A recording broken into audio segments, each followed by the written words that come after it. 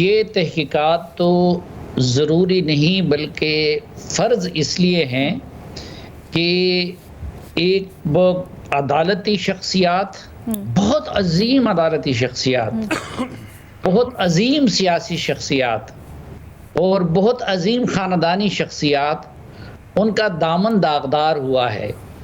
उनकी हैसियत लोगों की नज़रों में मजरूह हो गई है।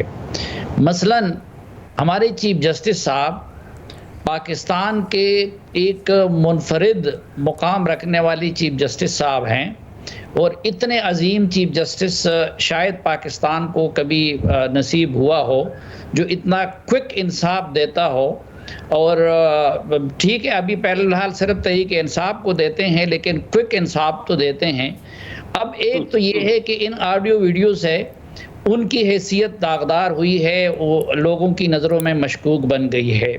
फिर नकवी साहब देखें, वो पाकिस्तान के सुप्रीम कोर्ट के काबिल तरीन जज है, इसलिए जो है सीनियर तरीन जजेस को छोड़ के चीफ जस्टिस साहब उनको अपने साथ बेंचेस में बिठाते हैं।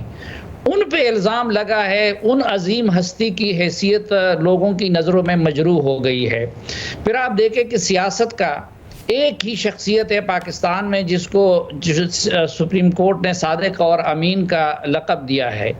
इसमें एक ऑडियो उनकी है इमरान खान साहब की कि वो मैच फिक्सिंग कर रहे हैं, तो उस अजीम सियासतदान की जो सादिक और अमीन है उसके बारे में लोगों के ज़हन में ये शकूक बैठ गए हैं कि भाई वो तो जजों के साथ थ्रू होते हैं और उनके साथ मामलात फिक्स करते हैं। फिर आप देखें ख़ानदानी लिहाज से कि हमारे चीफ जस्टिस साहब की सास मोहतरमा जो इतनी अजीम खातून है और इतनी अजीम शख्सियत की सास है, उनके हवाले से लोगों के ज़हनों में शकूक व शुबहात बैठ गए हैं।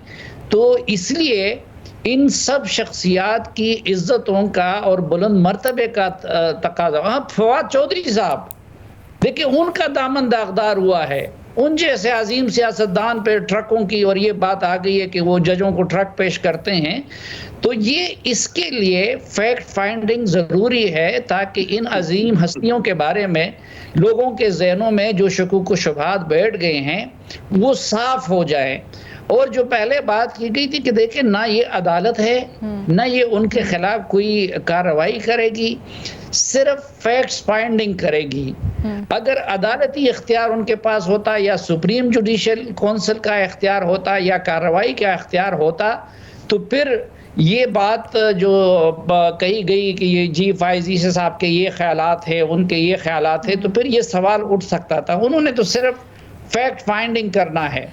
तो लेकिन वो सर, आप जो नुक्ता उठा रहे हैं, जो इखलाकी नुक्ता आप उठा रहे हैं, ये तो फिर दूसरे पहलू पे भी सादिक आता है ना कि बहुत से लोग इसके ऊपर भी सवाल उठा रहे हैं कि जस्टिस काजी फायज़ ईसा ही क्यों इस कमेटी के चेयरमैन, और भी बहुत सारे चीफ जस्टिस थे, बहुत सारी न्यूट्रल पर्सनालिटीज़ थी, 12 रुकनी सुप्रीम कोर्ट में जजेस हैं जिनमें से किसी को भी पिक किया जा सकता था। हुकूमत बड़ी दफ़ा कलेक्टिव विजडम की बात करती है, तो फिर तमाम हाई कोर्ट्स के चीफ जस्टिस को भी बिठाया जा सकता था। नहीं, एक तो ये कि न्यूट्रल पर्सनैलिटीज़ के बारे में हमारे सादिक और अमीन इमरान खान साहब ने हमें बताया है कि न्यूट्रल जानवर होते हैं। एक तो ये चीज़ है। दूसरी बात ये कि मैंने आपसे अर्ज़ किया कि और इस तरह के मामला आज साफी साहब की सारी गुफ्तगू बड़ी तंजिया है। नहीं, मैं बड़ी सीरियस गुफ्तगू कर रहा हूँ। दूसरी बात ये कि मैंने आपको बताया कि ये तो अदालत नहीं है ना, और के पास तो सजा देने का या उसका नहीं सर, लेकिन तहकीकात भी तो उसके एम्बिट में ही होंगी ना।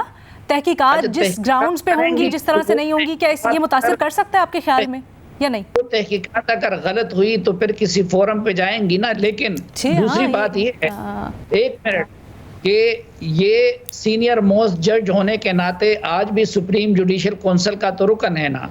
लेकिन यहाँ पे तो फिर हुकूमत ने कुछ भी नहीं किया है। उन्होंने हमारे अजीम चीफ जस्टिस उमर अता बंदयाल साहब के उसकी तकलीद की है, उनके सुन्नत की। क्योंकि आप देखें, ये जो इलेक्शन का मामला था, माइनस पीटीआई, पाकिस्तान की तमाम सियासी जमातों का मुतालबा था कि फुल कोड बनाया जाए।